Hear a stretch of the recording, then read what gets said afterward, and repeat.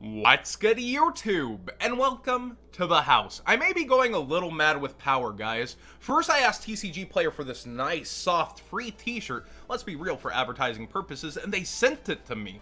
And then, I asked them to fix the Sonic movie. They fixed the Sonic movie.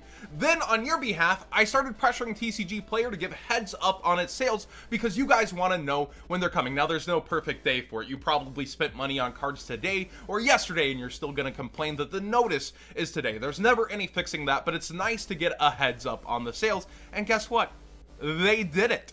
Bonus bucks are coming. Winter is here. Now, the Magic ban list hammer is going to drop, but they're going to give bonus bucks back, not just on singles, but all products site-wide. That means Yu-Gi-Oh, of course, for this channel, Pokemon, Magic, anything you could want on the website, you can go after. Sleeves, once again, if you missed out last time.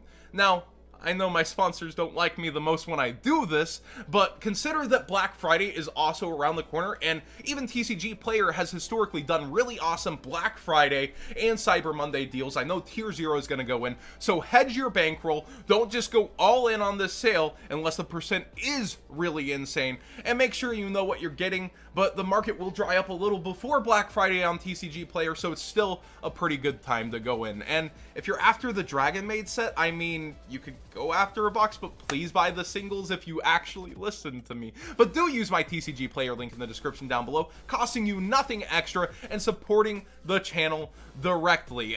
Whenever it was sealed product included as well, you guys went ham. It's the most users I've had in a single day, along with the most amount spent, so I am floored, I am appreciative, and that's why I've been upping the giveaways back to you guys in terms of the cost of them. Let's go ahead and get into today's Market Watch. IP, Masquerena, I can't help myself, has been bought out to freaking $800? Are you kidding me? Are you kidding me? I get that the top prismatics are looking pretty much like a snack, especially after Apollosa got bought out and has retained the price bump, which we'll get into, but dang. Over here on eBay, it's a telling story. She was selling for $390 to $380. Remember, there were $300 50 copies not too long ago, and now people at auction are bidding up to $400 right now, with the next lowest at $480, and it quickly matches TCG Player. Look at this, we're already at $754, and then we're in the 1,000 range on eBay. The thing is, there's just not a lot of quantities of these. If you're talking about a specific prismatic per set, the chances of pulling that specific prismatic are 1 out of every 8 cases. That is insane. That's 8 cases of 12 boxes. It's really hard to do. That's like 96 boxes. It's a crazy chance at it. And so you have a bunch of not so great prismatics in the set that float around the cost of a box or a little higher. And the chase one, of course, is naturally gonna just skyrocket up because of that. When we look at Apollosa after her fallout, this is actually cheaper than eBay. She's 520 over on eBay, and you see her towards 500 over on TCG Player. But this is the fallout price. This is people undercutting each other and trying to make sales. So when you look at Masquerena right now, why is anyone gonna come, you know, just list at 500 over here unless they're trying to really make that sale? They're gonna say, well, I'll be the lowest at 700 and then 600. It'll take some time to cut down, especially with the low amount of quantities on market. That being said, I do still think prismatics are overinflated because you have the regular option available, but this just shows when a prismatic is within the metagame, boy, does it seem to go up. So do pay attention to that with future releases, because you had opportunities to get both Apollosa and Masquerena around the 350 mark, and now they're looking like they're going to settle around the 500 mark, and those are some pretty big stunks. Safer Dragon, I brought this up on a previous Market Watch. I think this is a really good card, and it continues to trudge up here. And I think Dragon decks in general are starting to see more play, at least on Dueling Book. I have people trying to Chaos Dragon and Levianeer and Diablosis me, start to hand rip again. It's pretty good, but at the same time, like, this is a shorted secret that people are going after a playset of. So versus the unlimited copies that are going to be ripped open from the special edition, I don't know where this lands, or if it continues to go up through that just due to the demand and the low amount of pulls that are going to happen. I don't really know the path this is going to take, but I feel like it's going to continue to go up because something had to give with Chaos Low Impact.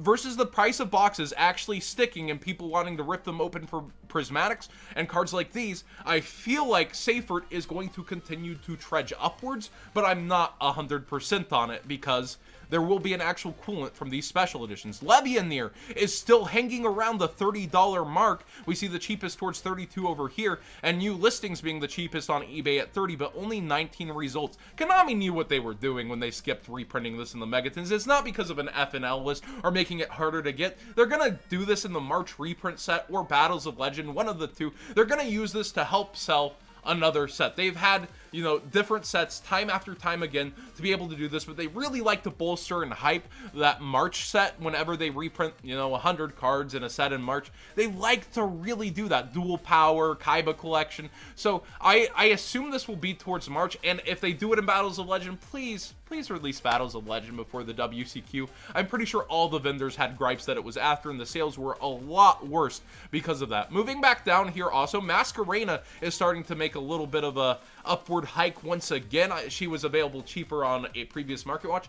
I think she's just so good with Orcust. The rest of the set is falling out. Abomination Prison towards 24. People are asking me if they should get this now since it's been falling. I still think, even with it being shorted, 69 prices, that this card will continue to go down as the Unlimiteds rip open, and it's just not topping. It's not getting the results, so you're going to see this continue to have a lower demand with an increased quantity on market.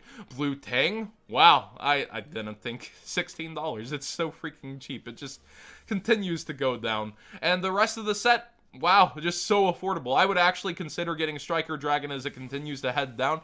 It's a structure deck when we're talking Rockets, you know? So a lot of people have this in hand. A lot of people are going to want this. It's shorted in the set a little bit, but it just continues to fall in price. And, oh, Draco Berserker of the Tenyu was actually one of the most selling cards on TCG Player. Kali Effect also, rightly so, brought it up. It is a good card. While it doesn't give a negation, it gives a banish on activation. I like effects like this. You can banish it. So, being able to take care of a danger reveal on reveal, you just take care of the card. It's actually pretty dang cool, and a big body on board, but 0 defense, yeah, yikes. It's a decent card, and I see why people are going after it, and why it was being bought in such high quantities before it did spike. It's a pretty decent card. And you have the genericness of Unchained Abomination. The set's just, though, when watching people rip open boxes, live on Zodiac, live on YouTube, it's so painful to watch how little value the average return of a box of this gives when you're hunting more so shorted things to even get back towards 2/3 the value of your box in a single card. The sign of a good set, as I always say, is you have a card that gets you back the value of your product. That's usually the sign of a good set.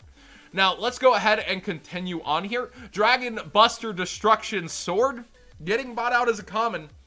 Something interesting about this is I used to, like, help out a friend in their shop, and with their sales, they would always sell a ton of these, a ton of Ghost Tricks, a ton of past archetypes, despite people, you know, resting, like, I guess casuals who get into the games really find themselves attached to this deck. So this was a low quantity on market in the first place to start, and now we see it towards $4 for, you know, the Mega Pack common, which is always higher than the original somehow, and $2 for the regular common. So get to picking your bulk, boys, bring this back down on the market, and make yourself some money. I get that the link coming out does seem pretty insane. It has some cool combos, it has some hype behind it. I would still think that you can just sell these now and make some money. Ancient Gear Fusion, $73, huh? Well, over on eBay it's towards $55, $60. Accepting your best offers on both, I wonder why. It's not gonna stick. Just because a link came out and some hype developed and bubbled, people thought they would make money off this. I think we'll see this fall back down and out to the $40 to $30 range once again. Even though it's a low quantity on market, even though it's a legendary duelist, I think this will be more readily available as time goes on, and you'll see this fall back towards 40. We got a Melodious buyout in 2019. Yeah, they got a link too, and okay. the shatter foil got bought out. That's very common for shatter foils.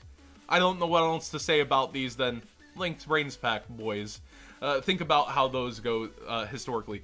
Destiny Hero Celestial is still $12 for its secret rare, but something that I've been noticing as heroes get more and more hype, there's almost no quantities on market of sellers. Now, there are big quantities from these sellers, but they're quickly going out compared to what they were as they compete. I think this card is going to go up substantially over time as the Legendary Hero Dex is a $30 paywall and people are after their hero cards. Like, this Legendary Hero deck didn't do too hot and it's looking for any value it can get. Look, Twin Twisters has been reprinted how many times? And it's the top card tied with Shadow Mist at this point.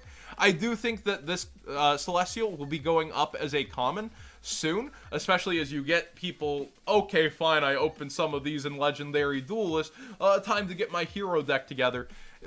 You definitely want to have access to this card. 100% having that draw power is insane. Mass Hero Acid actually got bought out before Ruggles' videos. I watched his video. Let's the day we wait for a Ruggles buyout, am I alright? But I like Ruggles' content a ton. He shouted me out there too. I appreciate it.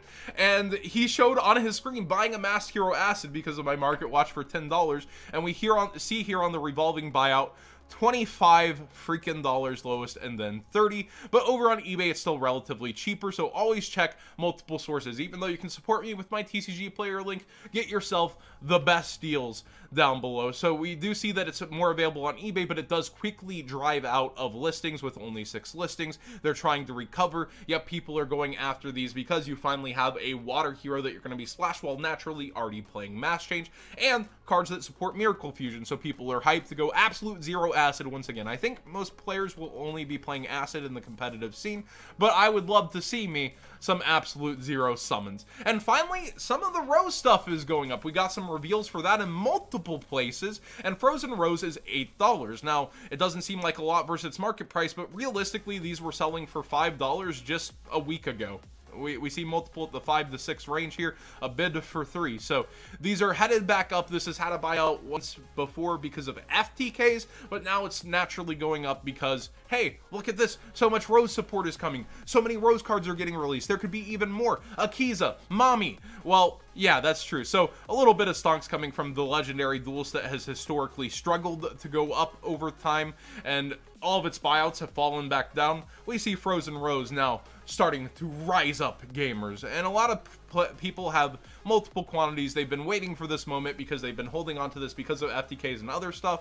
Well, hey, make your own big brain decision, decide what price you're gonna buy out, and like I said, prepare for that sale 11/18, but also consider Black Friday and Cyber Monday. Thank you guys so much for watching today's Market Watch. I always keep you guys in mind first, but please subscribe if you haven't already. I'll be doing more giveaways soon, maybe even a second one this month. We'll have to see. And like this video if you enjoy the conversation, and comment below. Let me know what you think about some of the rolling link Vrains buyouts. Let me know what you think about the other stuff going on within the metagame buyouts. It's pretty crazy out here in the winter market like never before, it feels.